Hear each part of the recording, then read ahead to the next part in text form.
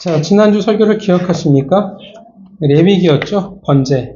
하나님께서 왜 흠없는 제물을 원하셨을까? 왜 요구하셨을까? 가장 값진 것을 드리는 것은 원래 하나님께 마땅합니다. 또 흠없는 것은 무엇을 의미하냐면 앞으로 오실 흠없는 양이신 예수 그리스도를 예표하기도 합니다. 더 나아가 흠이 없다라는 것은 어떤 것을 의미하냐면 사람이 할 수 없다라는 거예요. 그래서 그런데도 불구하고 흠없는 제물을 드린다면 어떤 의미냐? 그것이 어떻게 가능했냐라는 거예요. 그건 다 하나님이 하셨다라는 겁니다. 하나님이 하셨고 하나님이 하실 것을 믿는 겁니다. 그렇게 흠 없는 제물을 마땅히 드릴 수 있는 거예요. 그리고 그럴 때 우리의 믿음이 증명이 되는 겁니다. 쉬운데 그런데 쉽지 않은 것은 우리의 욕심과 우리의 합리성으로 이것을 따질 때 문제가 생기기 시작합니다. 여러 가지 이유가 생기거든요. 여러분 기억하시지만 향유옥합이 깨트렸을 때 기뻐하지 않은 한 사람이 있었어요. 그죠? 왜 기뻐하지 않았어요? 기억하십니까? 되게 합리적이에요. 틀리다고 생각하지 않아요. 그 돈을 가지고 어떻게 해요? 가난한 사람을 도우면 되게 좋잖아요. 그 고급한 것을 발에 깨트려가지고 낭비하는 것보다는 훨씬 더 그게 어떻게 해요? 덕스럽고 좋아 보여요. 합리적이에요. 근데 우리가 하나님이 주신 목적을 잃어버리고 인간이 가지는 생각이 주된 기준이 되어질 때 우리는 넘어져 버린다라는 것입니다. 그 주신 목적대로 우리는 할 수가 없어요. 그래서 하나님이 주신 은혜인데 은혜로 말미암아 어떤 일이 벌어지냐면 우리의 욕심이 더해지니까 우리가 넘어져 버립니다. 사실 내 것이 아니라는 것을 안다면 하나님이 하셨다라는 것을 인정한다면 어떻게 해요? 흠없는 것을 하나님께 드리는 게 전혀 문제가 될 게 없습니다. 근데 우리의 눈은 너무나 많은 것을 본다라는 게 문제입니다. 여러분의 예배 그리고 삶에 그 믿음이 있기를 바랍니다. 어떤 믿음이에요? 하나님이 하셨습니다. 그리고 또 하나님이 하실 겁니다. 그 믿음이 오늘 예배에 흠없는 여러분의 제물이 되기를 바랍니다. 자, 오늘 본문은 마태복음 10장에서부터 계속 이어진 환난과 핍박, 그리고 11장에서는 침례 요한의 의심, 그리고 사람들의 거센 반응에 대해서 이야기가 계속 이어지고 있습니다. 자, 오늘 본문을 보면 사람들이 어떤 반응에 대해서 지금 이야기하고 있냐면 시장에 있는 아이들을 통해서 사람들을 이야기를 해요. 이 세대의 사람들이 어떤 사람인지. 자, 이 세대를 지금 어떤 사람으로 예수님이 비유하고 있냐면 아이들이 장터에 앉아서 뭘 합니까? 그렇죠. 피리를 불러요. 자, 이게 뭐냐면 우리 옛날 어렸을 때 보면 다 역할놀이가 있잖아요. 시장놀이든지 부모놀이든지 뭐 각자 역할놀이 가지고 동네 아이들끼리 모여서 놀았었어요. 그거와 똑같은 거예요. 지금 상황극을 벌이는 겁니다. 피리를 분다는 것은 뭐냐면 잔치가 벌어진 거예요. 그러니까 잔치라는 역할극이 생긴 건데 어떻게 해요? 그럼 어떤 반응이 있어야 되겠어요? 잔치면 아이들이 모여서 즐거워하고 뭐 춤을 추든지 뭐 요리를 만드는지 뭔가 그런 기분 좋은 잔치 같은 모습이 역할이 있어야 되잖아요. 근데 본문을 보면 아이들이 어떻게 해요? 아무 반응이 없어요. 자, 이번에 또 다른 역할극이에요. 어떤 역할이냐면 이제 어떻게 해요? 슬퍼합니다. 이게 뭐 장례식인지 어떤 일인지 모르지만 아이들이 이런 슬픈 일에 대한 역할을 하는 거예요. 역할극을. 그럼 어떤 반응이 있어야 되냐? 애들이 마치 모여서 같이 슬퍼하든지 뭔지 애곡을 하든지 뭔가 있어야 되는데 어떻게 해요? 동일하게 아무 반응이 없어요. 이 세대에 지금 이들과 같다라고 표현하는 겁니다. 그리고 18절에 이제 얘기가 또 넘어와요. 18절에 대해서 누구에 대해서 이야기하냐면 침례 요한에 대해서 이야기를 합니다. 침례 요한에 대해서 뭐라고 얘기를 해요? 먹지도 않고 마시지도 아니하며 그들이 말하기를 귀신이 들렸다. 우리가 생각하는 침례 요한의 사역은 실질적으로 굉장했고 많은 사람들에게 굉장히 영향력을 끼쳤습니다. 그러나 한편으로 무엇을 보여주냐면 많은 욕을 먹었구나라는 것을 우리가 알 수가 있어요. 어떤 욕을 먹었어요? 귀신이 들렸다라는 욕을 먹었어요. 왜 사람들이 이 침례 요한이 귀신이 들렸다라고 욕을 했냐 하면 그들이 보기에 어떻게 해요? 먹지도 않아. 마시지도 않아. 그러니까 매우 금욕적인 생활을 한 게 어떻게 해요? 그들의 눈에 되게 이상하게 보인 거예요. 근데 신기한 건 뭐냐면 사실 이게 이상한 건 아니에요. 바리새인들과 서기관들 어떻게 해요? 금식이 되게 그들에게 익숙한 문화였어요. 삶이었어요. 그런데도 불구하고 침례 요한이 하는 것들이 되게 못마땅하게 보였습니다. 19절은 또 누가 욕을 먹어요? 그쵸? 예수님이 욕을 먹습니다. 왜 욕을 먹냐면 요한과 이제 정반대예요. 예수님이 어떻게 해요? 읽어볼까요? 19절. 인자가 와서 먹고 마심에 말하기를 보라. 먹기를 탐하고 포도주를 즐기는 사람이요 세리와 죄인의 친구로다 하니. 뭐라고 얘기해요? 침례 요한과 정반대죠. 금욕적이지 않아요. 되게 자유분방해요. 저는 예수님이 이러셨을 것 같아요. 다 제자들이 다 또래잖아요. 다 또래들인데 어떻게 해요? 모여가지고 우리가 젊었을 때 남자들 20대 보면 30대 생각하잖아요. 친구들이 모이면 뭐예요? 그렇죠. 욕하고 욕만 하지는 않죠.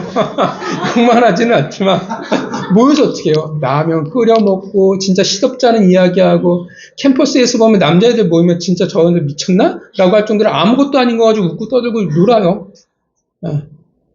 예수님도 똑같이 그러셨을 거예요. 우리가 생각하는 막 경건하게 아무 말씀 안 하시고 제자들 늘 그윽한 눈빛으로 바라보시고 저는 절대 그렇게 생각하지 않습니다. 되게 즐겁게 밝게 제자들하고 그렇게 보내셨을 거예요. 근데 다른 사람들이 보기 어떻게 해요? 세속적으로 보이는 거예요. 되게 종교적이지 않아 보이는 거예요. 그래서 뭐라고 얘기하냐면 예수님을 먹고 마시기를 탐하고 죄인들과 함께하는 사람이라고 욕을 했다라는 것입니다. 뭘까요? 이런 느낌이죠. 아, 뭘 해도 욕을 먹는구나. 이러면 이런다고 욕하고 저러면 저런다고 욕하는구나. 요한과 예수님이 지금 정반대잖아요. 정반대의 얘기예요. 한쪽은 굉장히 진지해요. 그리고 금욕적인 삶을 살아서 욕을 먹었고 한쪽은 반대로 되게 즐거운 삶을 살아갔어요. 기뻤어요. 그랬더니 욕을 먹어요. 뭘 해도 욕을 먹는다라는 우리가 진리를 보게 됩니다. 사람은 참 어려운 존재예요. 그죠? 도저히 맞출 수가 없다라는 거예요. 그러니까 이래도 불만, 저래도 불만이에요. 다들 경험이 있으시죠? 그죠? 공동체가 딱 되면 어떻게 해요? 뭘 하면 항상 마음에 안 드는 사람이 항상 생겨요. 뭘 해도 모든 사람이 다 기뻐해도 항상 실족하는 사람들이 생기기 마련이에요. 옛날에 제가 교회에서 찬양 인도할 때, 전도사 할 때 하는데 천도사 악보 띄우잖아요. 처음에 이제 악보하고 이제 띄워놨어요. 가사하고 악보하고 같이. 너는 또 오시더라고요. 전도사님, 도대체 뭐 하시는 겁니까? 저렇게 악보를 띄워놓으면 가사만 띄워놔야지 저러면 뒤에서 안 보입니다. 뭐 하시는 거예요? 바꾸세요. 그래서 다시 바꿨어요. 다른 분이 또 오더라고요. 그 다음 주에. 뭐 하시는 거예요 도대체? 악보가 있어야 우리가 음을 빨리 익히지 않습니까? 바꾸세요. 딱 그러는 거예요. 저걸 도대체 어떻게 하라고. 목사님 찾아가서 얘기를 했어요. 나 도저히 못하겠습니다. 정해주십시오. 룰을 정해주셔서 제가 그에 맞추겠습니다. 도대체 어떻게 해요? 사람은 맞출 수가 없어요. 어떻게 그들의 마음에 들 수 있을까요? 없어요. 100% 사람의 마음에 드는 사람이란 이 세상에 존재하지 않습니다. 뭘 해도 사람은 마음에 들지 않는 법이에요. 그래서 공동체가 참 말이 많아요. 뭘 해도 마음에 안 드는 사람은 항상 있는 법이니까. 근데 우리가 경험하지만 그런 걸 충족시킬 수 있는 사람은 존재하지 않습니다. 성경에도 그랬잖아요. 예수님도 마음에 안 들었어요. 그죠? 예수님도 사역이 한번 망했었어요. 기억하시죠? 예수님 말씀하시고 자기들이 다 떠나버렸어요. 마음에 안 들어서. 자기 십자가를 지라는 말에 실족해서 다 떠나버렸어요. 이게 공동체의 문제일까요? 사역자의 문제일까요? 아니면 내 문제일까요?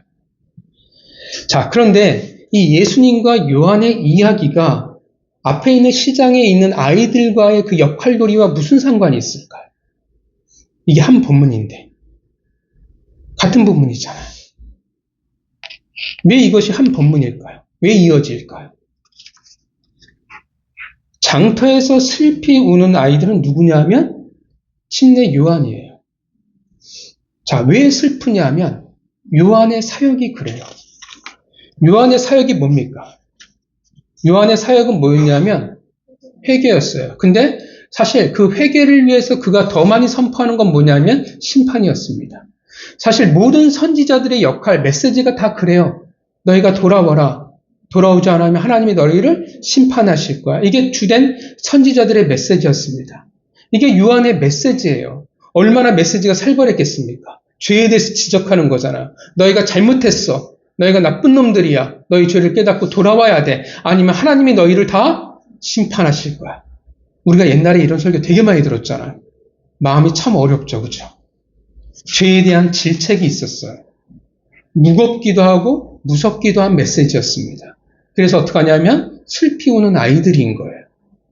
반면 피리를 불어도 잔치를 벌이려고 아이들은 누구냐면 예수님이에요. 왜냐하면 복음이 그렇기 때문에 그렇습니다. 메시아를 맞이하는 그 기쁨, 죄를 용서를 받고 어떻게 돼요? 구원의 기쁨을 누리는 그 하나님의 자녀가 되는 그 기쁨. 그런데 그것을 본 다른 아이들은, 즉 유대인들은 어떤 반응이었어요? 아무 반응이 없다라는 거예요. 슬퍼도 반응이 없고 기쁨에도 반응이 없어요. 사실은 뒤에 가면 반응은 했어요. 침례 요한에겐 귀신이 들렸다라고 얘기했고 예수님에겐 먹고 마시는 것을 탐하며 죄인의 친구라고 말했어요. 불평했어요. 근데 무엇을 말해주냐면 그들이 지금 어떤 반응을 하고 있냐라고 성경이 말하고 있냐면 올바른 반응을 안 한다라는 거예요. 정당한 반응이 그들에게 있지 않다라고 말하는 것입니다. 장터에서 잔치에 놀이를 할 때는 기뻐해야 되는데 그런 반응이 있어야 되는데 반응하지 않아요. 슬픈 놀이를 하는데 그럼 슬픈 반응이 있어야 되는데 그런 반응이 없어요. 침례 요한에게도 마땅히 애통해야 하고 돌이켜야 되는 반응이 있어야 되는데 그렇지 않아요. 주님에는 그 기쁨에 동참해야 되고 그 말씀하신 결혼식을 맞이한 신랑과 신부의 그 기쁨에 동참해야 되는데 어떻게 해요? 그 정당한 반응이 그들에게 전혀 없다라는 겁니다. 올바른 반응을 그들이 할 수가 없어요. 오히려 그들 자신이 옳다라고 생각을 했습니다. 옳으니까 어떻게 해요? 예수님은 십자가에 못 박혀 죽였겠죠. 그래서 지혜는 그 행한 일로 인하여 옳다함을 얻느니라 말씀하시는 거예요. 왜 옳다라는 말이 나오냐면 그들이 스스로 옳다라고 생각하니까. 누가복음 7장 35절에서는 지혜는 자기의 묻은 자녀로 인하여 옳다함을 얻느니라 말해요. 결국 지혜는 자신의 일로 옳다함이 증명된다라는 거예요. 이 지혜는 예수님이에요. 그러니까 언젠가 그 지혜, 그 자신은 주님을 깨닫게 된다라는 거예요. 그의 행하심으로 옳음이 인정되게 될 거라고 말하는 것입니다. 중요한 것은 왜 유대인들이 하나님의 자녀라 일컫는 그들이 왜 이렇게 무관심하고 적대적일까? 왜 그들이 올바른 반응을 하지 못하냐라는 것입니다. 왜 그들이 올바른 반응을 하지 못할까요? 왜일까요? 반응은 어디에서 나와요? 내 관심에서 나오는 거예요. 내가 관심이 없으면 어떻게 해요? 아무리 들어도 어떻게 해요? 기억이 안 나요. 듣지 못해요. 공부에 관심이 있는 분 어떻게 해요? 열심히 공부한 거 선생님 수업 듣고 공부가 기억이 나요. 근데 관심이 없으면 어떻게 해요? 기억이 하나도 안 나요. 그리고 내가 관심 있는 거. 컴퓨터 게임 하면 어떻게 해요? 귀가 반짝 들고 힘이 나고 기억이 나고. 요즘 게임들 되게 어렵거든요. 빌드도 많고 되게 많아요. 근데 그 복잡한 게 다 생각이 나요. 옛날 아이들 제가 가르칠 때 포켓몬스터 카드가 한참 시작이 되고 유희왕 카드가 막 생겼어요. 제가 이제 아이들을 가르치다 보니까 그걸 다 외웠어요. 카드, 이름, 효과. 왜냐하면 이래야 남자애들하고 대화가 돼요. 이거 하나 꺼내면 애들 막 신나서 얘기해요. 근데 내가 아는 쟤는 집에서 맨날 기억력도 없고 공부도 못하는 애인데 지네 카드 게임만 나오면 그렇게 꿰뚫고 다 얘기를 해요. 왜냐하면 관심이 있기 때문에 그래요. 사람은 관심이 있으면 어떻게 해요? 반응이 나오는 거예요. 그럼 뭘 말해줘요? 정작 하나님의 백성인 유대인들은 하나님에게 관심이 없다라는 거예요. 하나님이 하시는 일에 그들은 사실 관심을 가지고 있지 않다라는 것입니다. 다른 데 오히려 관심을 가지고 있으니까 그들은 정당한 반응, 올바른 반응을 할 수 없다라는 거예요. 그러니까 침례 요한으로 말미암아 슬퍼할 수 없었고 예수 그리스도로 말미암아 같이 기뻐할 수가 없었다라는 거예요. 그것이 나한테 뭐가 중요하겠어요? 그것은 나의 관심이 아닌데, 당연히 무관심할 수밖에 없는데 어떻게 그들이 정당한 반응을, 올바른 반응을 할 수 있겠냐라는 거예요. 여러분, 그럼 하나님의 백성인 그들은 어디에 관심이 있었을까요? 우리가 너무나 잘 알고 있는 그들의 주된 관심은 여러 가지 관심사는 많았겠지만 그 세대를 관통하는 가장 큰 관심사는 메시아였습니다. 저번에 말씀드렸지만 이 예수님이 사역했을 이 시기가 유대인들 그 역사에서 메시아에 대한 열망이 가장 컸을 때예요. 그만큼 그들이 굉장히 힘든 시간을 지금 살아가고 있다는 뜻이 되겠죠. 그렇게나 메시아에 대해서 열망했는데 신기하게도 어떻게 해요? 반응을 하지 못해요. 왜냐하면 그들이 생각했던 메시아와 예수님이 보여주시는 메시아가 전혀 다르기 때문에 그렇습니다. 그들의 관심과 발행과는 너무나 거리가 멀어요. 정치적 메시아로서 다시금 강력한 다윗이 되어 로마를 벌하고 다시금 이 땅에 다윗의 왕국을 세우는 위대한 메시아. 이제 유대인들이 어떻게 해요? 유대의 그 나라가 다시금 이 세상을 정복하는 찬란한 영광을 누릴 거라 생각을 했는데 주님이 보여주시는 모습은 어때요?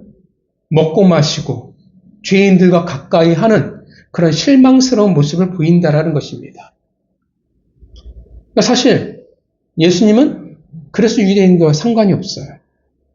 이해할 수가 없어. 내가 왜 슬퍼해야 될까? 내가 왜 기뻐해야 될까? 나와 상관이 없는데. 그러니 이사야의 말씀이 그 예언이 무슨 의미가 있겠습니까? 사실 그들의 관심은 하나님이 아니에요. 하나님의 백성이라면 관심은 어디에 있어야 되겠습니까?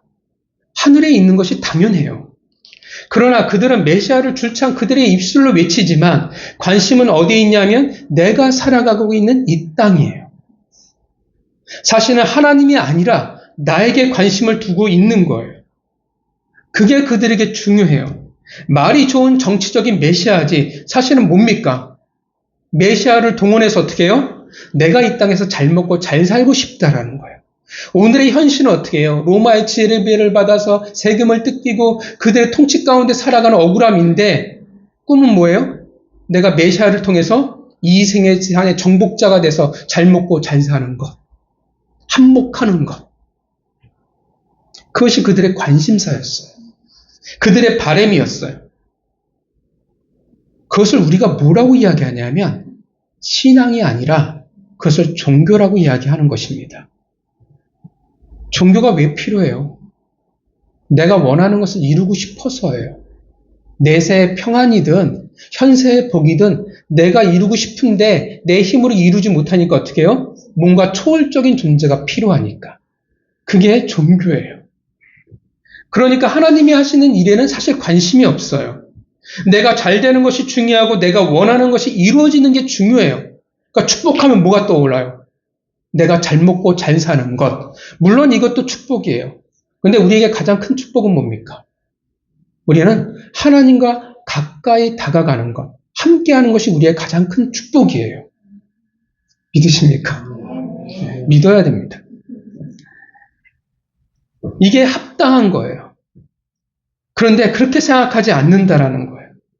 내가 건강하고 내가 잘 나가고 내가 성공하는 것, 당연히 하나님의 자녀라면 하나님이 그래야 하고 그래 주셔야 한다라고 생각합니다. 그것이 옳다라고 생각하는 거예요. 그것이 정당하다고 생각하는 거예요. 얼마나 옳다고 주장하면 19절에 그 행한 일로 옳다함을 얻는다 말씀하셔야 할 만큼이에요. 이것이 그들의 정당한 반응입니다.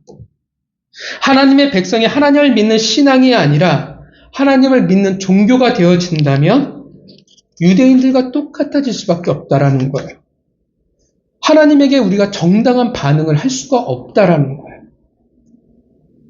여러분, 신앙과 종교의 가장 큰 차이가 뭡니까? 가장 큰 차이가 뭘까요? 누가 주권을 가지고 있느냐예요. 하나님이 주권을 가지고 있을 거냐, 내가 주권을 가지고 있을 거냐예요. 여러분에게 여러분의 주권을 누가 가지고 계십니까? 하나님이 가지고 계신 걸 믿으십니까? 동의하십니까? 내가 중심이냐, 하나님이 중심이냐, 이게 이제 성화의 과정인 거예요. 우리의 평생의 싸움이에요. 우리가 고백을 하지만 우리의 삶에 나가면 어떻게 해요? 이거를 하나님께 드린다라는 게 쉽지 않거든요. 사실 맡긴다라는 걸 의미를 몰라요. 맡긴다라는 게 어떤 삶을 살아가는 건지 사실 그것도 잘 모를 때가 우리는 너무나 많아요. 분별을 못할 때가 너무나 많아요. 그래서 조급하고, 그래서 우리는 기다리지 못하고, 그래서 우리는 온유하지 못해요. 그래서 우리에겐 평안이 없습니다. 근데 이게 우리의 평생 싸움이 되어지는 겁니다. 아브라함이 보여주잖아요. 아브라함의 평생 싸움이에요. 나중에 무엇을 통해 증명해요? 이삭을 바치는 것으로, 이 모든 것은 다 하나님의 것입니다라는 것을 증명합니다.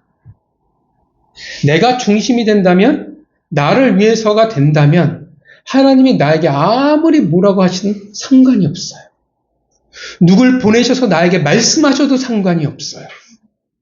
무엇을 하시든 그게 나와 상관이 없는데, 그 말씀이, 나에게 보내주신 사람이, 나에게 혹시 보내준 사건과 기적이 무슨 의미가 있겠어요? 아무리 하나님이 나에게 공동체를 주셔도, 교회를 주셔도 그 교회가 나와 무슨 상관이 있겠어요? 하나님이 나에게 목회자를 주셨는데 나에게 맞는 것을 하면, 내가 원하는 것을 하면 좋은 목회자가 되는 거고, 아니면 어떻게 해요? 나와 상관이 없는 거예요. 아무리 하나님이 원하시는 것을 해도 목사를 통해 그것을 말씀을 전한다 할지라도 내가 원하는 것이 아니면 그것이 어떻게 보여지냐면 귀신 들린 것처럼 보여지는 것이고, 아니면 먹고 마시는 것처럼 탐하고 세속적인 것처럼 보여질 뿐이라는 거예요. 나와 상관이 없다라는 것. 그래서 우리는 올바른 반응을 하지를 못한다라는 것입니다.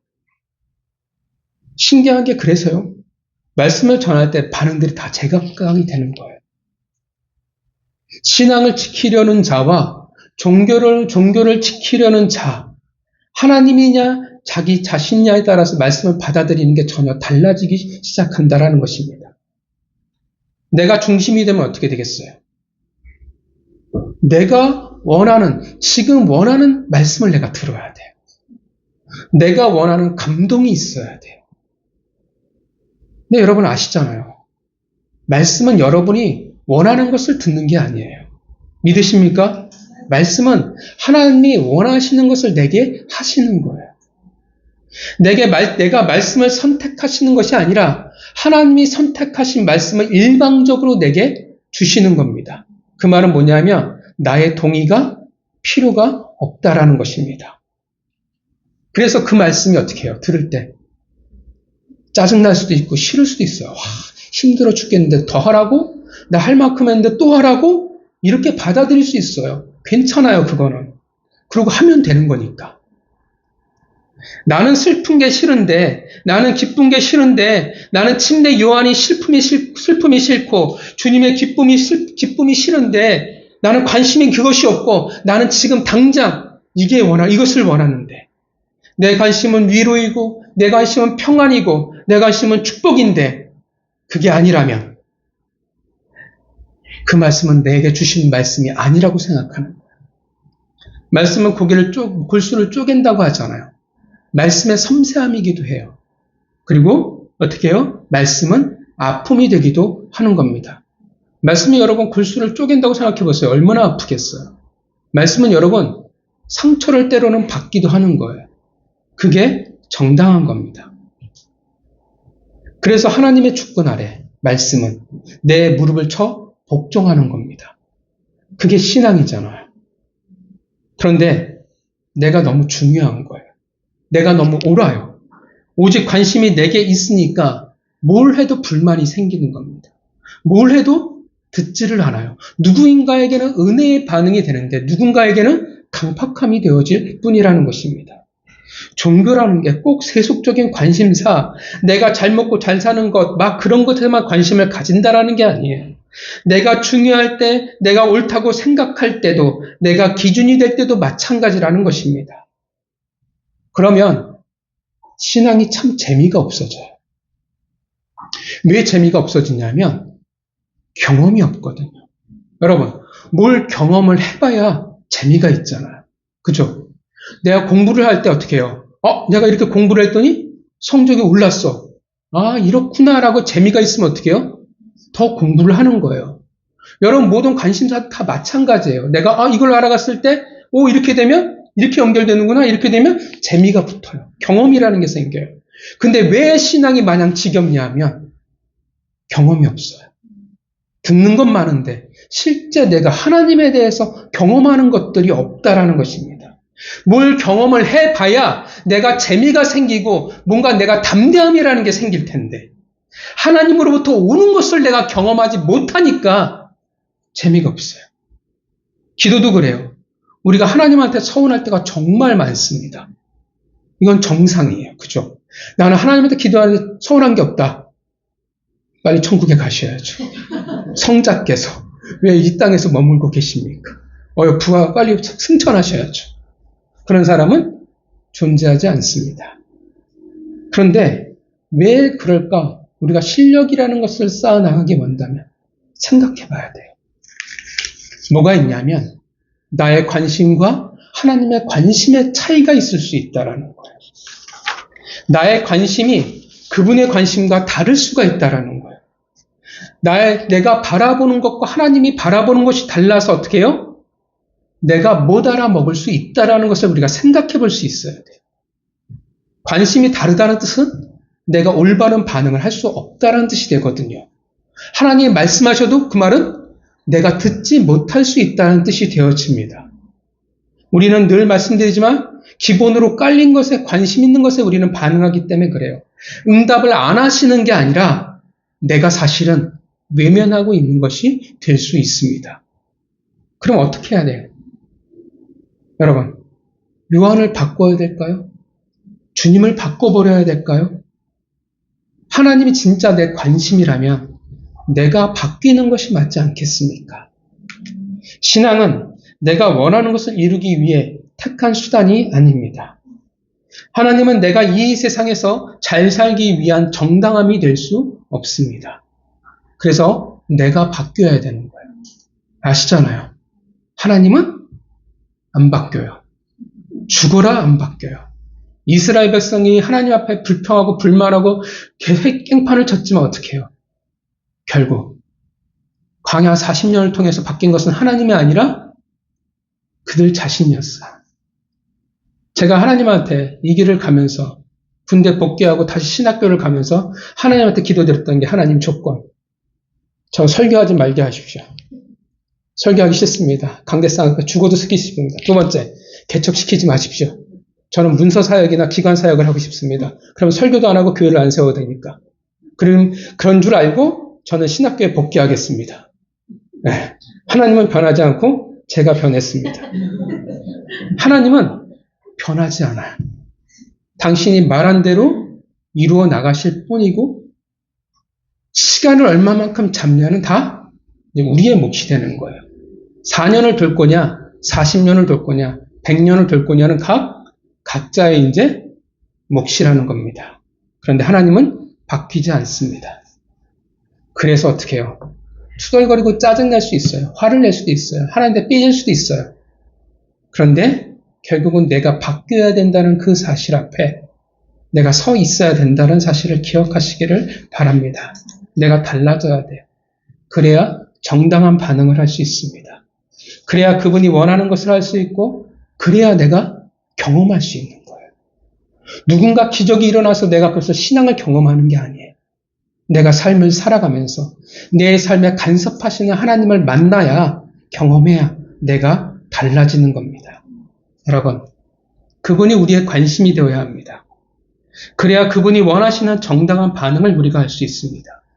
그래야 그분이 원하시는 공동체를 우리가 만들어갈 수 있습니다. 억울한 것도 많고요. 우리는 마음에 안 드는 것이 우리는 신앙생활에 우리 교회에 얼마나 많이 있는지 모릅니다. 하나님의 나라가 참 그래요. 나한테 맞추는 것이 아니니까 정말 힘들기도 합니다. 난 이렇게 하고 난 저렇게 하고 싶은데, 난 성향이 이런데 난 이게 더 좋은데, 하나님이 그렇게 느껴질 때가 있고 교회가 그렇게 느껴질 때가 있고 목사가 그렇게 느껴질 때가 있습니다. 그래서 서운하기도 합니다. 여러분, 그때 어떻게 해야 합니까? 하나님이 진짜 나의 관심이라면, 그분을 내가 바라보고 있다면 하나님이 원하시는 게 뭔가 내가 찾아봐야 합니다. 혹시 나의 관심이 지금 하나님의 관심과 어긋나 있는지 혹시 돌아봐야 합니다. 그러면 내가 원하는 것을 하지 않는다고 해서 그것으로 화를 낼 이유도 없고, 내가 원하는 설교를 하지가 않는다고 해서 내가 듣지 않으려고 할 필요도 없습니다. 내가 원하는 것, 내가 바라는 것을 주장할 필요도 사실은 없습니다. 하나님이 원하시는 것, 하나님이 무엇을 바라실까? 하나님의 관심은 무엇일까? 우리는 생각하고 고민해 봐야 합니다. 우리 한국교회의 문제는 생각이 없어요. 고민을 안 해봐요. 내가 바라는 것, 내가 원하는 것은 이만큼 생각하는데 진짜 하나님 무엇을 원하실까는 잘 생각을 안 해봐요. 여러분들이 기도하기 앞서서 한번 고민해 보세요. 하나님이 나에게 진짜 무엇을 원하실까? 분명 내가 원하는 것이 없을 수는 없습니다. 그런데 하나님이 원하시는 것과 내가 원하는 것 무엇이 더 크고 중요한지를 우리는 반드시 알아야 합니다. 그것에 따라 우리의 반응이 달라지기 때문에 그렇습니다. 누굴 보느냐, 누가 누구에게 관심이 있느냐에 따라 반응은 달라집니다. 신앙은 자꾸 나에게서 하나님으로, 하나님이 더 관심이 되어져 가는 겁니다. 그럴 때 올바른 반응을 할 수 있다는 것을 기억하시길 바랍니다.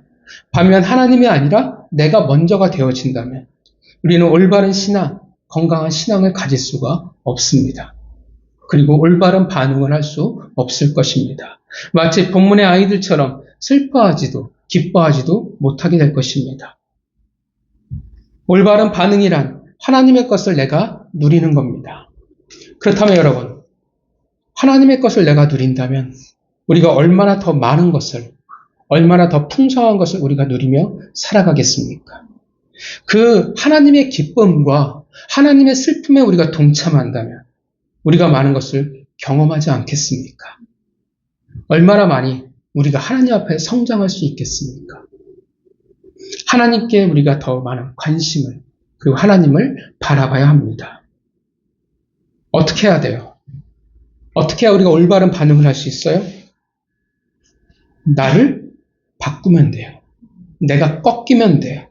나를 꺾어서 맞추면 돼요. 부부를 보여주잖아요. 부부가 건강하고 행복하려면 어떻게 해야 돼요? 나를 꺾는 거예요. 나를 꺾지 않으면, 그러니까 가정이 누군가의 희생으로 가정이 건강하다면 그 가정은 건강한 게 아니에요. 엄마의 희생과 아빠의 누군가의 희생으로 자식은 빼고, 자식은 상관없어요. 어차피 가정의 가장 큰 구성 요소는 부부니까. 아내가 어른들이 옛날 시대에 그렇잖아요. 엄마들의 희생으로 가정이 유지가 되잖아요. 그러면 그건 이미 건강한 가정이 아니에요. 병든 가정이에요. 남편이나 아내나 어떻게 해요? 서로를 꺾어 나갔을 때 가정은 건강해져 갑니다. 그걸 이미 가정에서 우리를 배운 거예요. 여러분 다 어떻게 해요? 경험하시고 다 배우신 거예요. 그러니까 교회에서 얼마나 잘하실 수 있겠습니까? 그렇게 하면 되는 거예요. 물론 억지로 울어야 합니까? 억지로 기뻐해야 합니까? 본문은 그런 의미가 아니에요. 그냥 반응의 한 예를 말하는 겁니다. 슬프지만, 기쁘지만, 그런데 하나님이 원하시는 반응이 우리에게 있다라는 것입니다. 단지 감정적인 반응만을 말하는 게 아니에요. 슬퍼도, 억울해도, 힘들어도, 기뻐도, 행복해도 하나님이 원하시는 반응이 우리에게 있을 수 있다라는 것입니다. 하나님이 나의 관심이기에 그의 정당한 반응이 있다라는 것입니다. 그게 있다면 나는 마땅히 나를 꺾을 수 있는 겁니다. 하나님이나 교회, 불평이나 불만이 차오르고 혹은 다른 이들과 달리 나만 그 기쁨과 슬픔에 내가 동참하지 못하고 있다면, 내가 자꾸 그런 일들이 반복하고 있다면 여러분 생각해 보세요. 나를 놓고 점검해 봐요. 내가 지금 다른 것을 보고 있을까? 내가 기준이 된 걸까? 나에게 진짜 하나님이 지금 나에게 관심일까? 왜 내가 나를 꺾을 수 없을까? 왜 나는 정당한 반응을 하지 못하고 있을까? 여러분 자신 한번 돌아보셨으면 좋겠습니다. 성도 여러분, 하나님에게 관심이 있다면 우리는 그에게 정당한 반응을 할 수 있을 것입니다. 그것이 바로 나를 그분에게 맞추는 것, 꺾는 겁니다. 한 주간 우리의 눈이 하나님에게 향해 있기에, 하나님이 우리의 관심이기에 부디 하나님으로 같이 슬퍼하고 같이 기뻐할 수 있는, 하나님에게 정당한 반응을 할 수 있는 성도가 되시길, 교회가 되시길 주님의 이름으로 축원합니다. 같이 기도하겠습니다.